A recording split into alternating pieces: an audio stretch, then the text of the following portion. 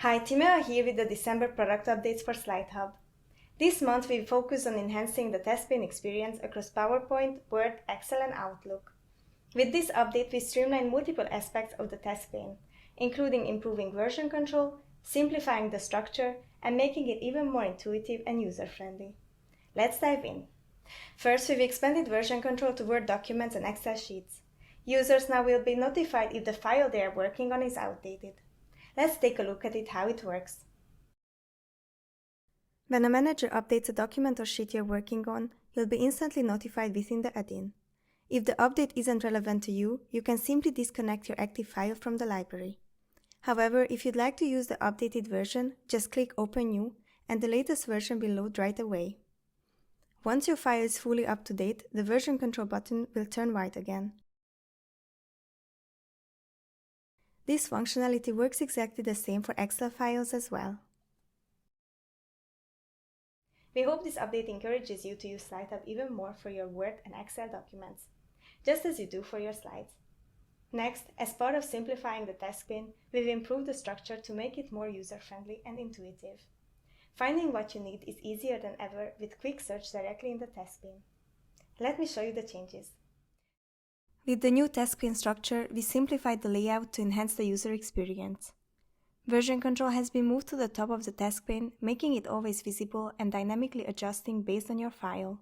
For example, for end users, if the slide or presentation you have open isn't linked to the library, the Suggest button will appear. This update makes it even easier to suggest slides to your library and help your library grow. We've also highlighted the search functionality for different asset types within the add-in and removed the favorite icon for a cleaner design. Note that as an admin, you can disable specific asset types in the asset settings, preventing them from showing up in the add-in for your team for an even more simplified task pane. For users with service access, we removed the division between the service and asset platforms, giving the add-in a cleaner and more unified look. The product update notifications have been moved to the bottom right corner, and we've removed the settings and more section. Now, just like on the platform view, you can access your settings by clicking on your initials in the bottom right corner. For admins, the version control functionality has also been moved to the top of the task pane, providing a consistent visibility and dynamic options based on the file you're working on. For example, if your slide or presentation isn't linked to the library, the Add button will appear, streamlining library management. Another notable update for admins is the upgraded Manage Asset button, now transformed into a drop-down menu. This makes it easier to access not only asset settings but also placeholder identifiers and account settings. Let me show you how the new add-in looks and how to use the quick search feature in PowerPoint, Outlook, Word and Excel. Depending on the type of asset you want to search for, simply click on the relevant magnifying glass icon. You can search by keywords or browse categories to find the asset you need. To view your favorite assets, click the star icon in the top right corner. If you would like to open the assets on the platform view, click the black square icon with an arrow. In this example, I'm searching for a graph icon to enhance my slide. I search using relevant keywords and then insert the icon directly into my file and adjust it. The task pane functionality is consistent across Outlook, Word and Excel with adjustments tailored to each application. In Outlook, you can use quick search to find a presentation to attach to your email. If the presentation has placeholders, you can instantly insert the right data and the updated file will automatically attach to your email, streamlining your workflow. In Word, quick search allows you to easily insert documents or visually enhance them with assets. For Excel, it works similarly, enabling you to quickly find and insert the sheets or visual elements you need. These updates are designed to make your workflow more efficient and intuitive, no matter which applications you're using. We've also made significant updates to the version control experience for slides and presentations. Let me show you what changed. To get started, open a presentation from the library in PowerPoint. The version control feature is now on the top of the task pane, always visible and dynamically shows the status of your presentation and slides. For example, since I opened an up-to-date presentation, the version control buttons for both the presentation and slides are white, indicating everything is up to date. If your presentation has a visual label, it will be displayed, helping you quickly identify which presentation you're working on. You'll also see the slide number and whether the slide is linked to the library. Clicking on the slide version control provides an overview of all the slides in your presentation, showing their status, the last update time, and who made the changes. If you made content edits and want to compare them with the original slide, click Library Version to insert the latest slide from the library. If you prefer to ignore updates for a specific slide, you can unlink it from the library to stop receiving version control warnings. Similarly, clicking on the presentation version control shows details about the presentation, including its update history and who made changes. From here, you can unlink the entire presentation or compare your changes by opening the latest library version. In this case, I'll unlink slide 2 by clicking Unlink.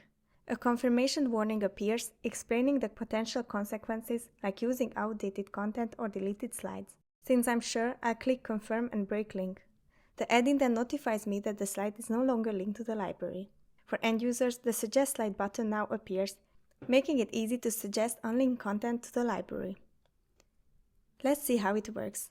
If a slide or presentation isn't linked to the library, the Suggest button for end users and the Add button for admins will automatically appear in the version control area. You can use these to suggest files as usual.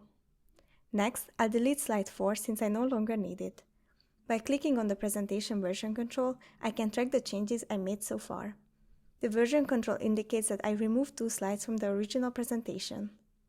Note that the version control tracks major changes like adding or deleting slides, but not specific content edits.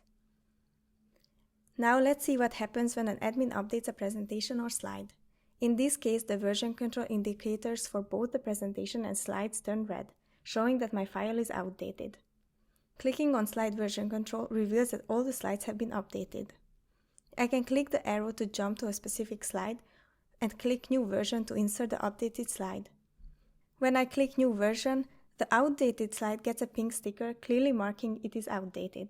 With the new task pane, you can also replace all outdated slides in one step by clicking Replace All Slides with New Version. However, since this presentation contains placeholders, that option isn't available as placeholders might be affected. Instead, I'll go to the presentation version control, open the updated file from the library, and refill the placeholders with the relevant data before continuing to work with the updated presentation.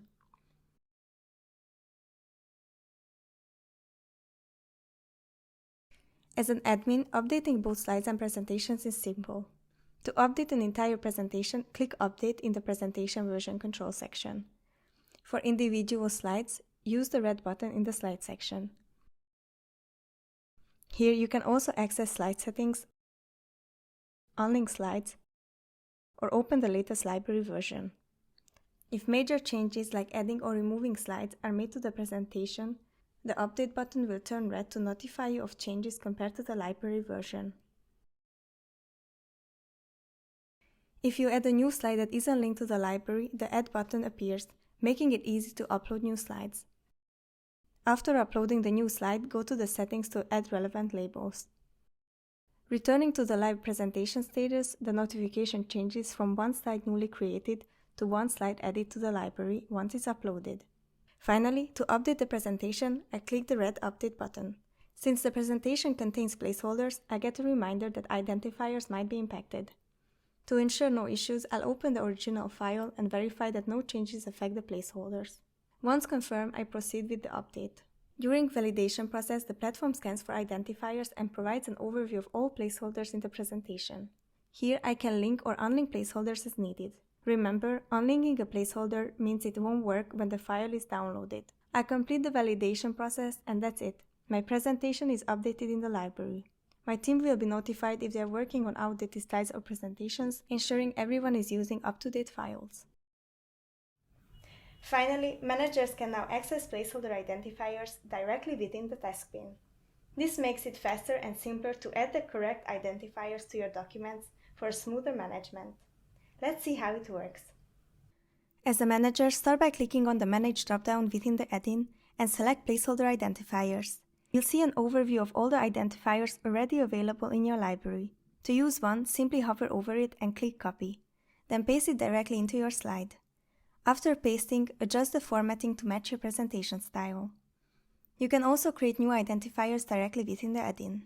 Just click Create New Identifier, and just like in the platform, give it a name and optionally add a description to guide your colleagues on its purpose and how to use it.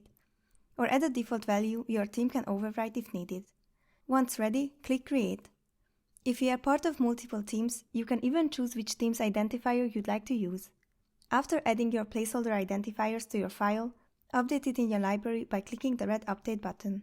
Confirm and finalize the update, and during the validation process, you'll get an overview of all placeholders found in your file or presentation. Here you can choose to link or unlink placeholders. Keep in mind, if you unlink a placeholder, it won't work when users download the file. Once validation is complete, your file is ready. Your team can now seamlessly tailor their slides and presentations with the relevant data. And that's it. Thank you so much for watching. Don't forget to sign up to our next product update webinar on January 7th at 2 p.m. or 10 p.m. Central European Time. We hope to see you there.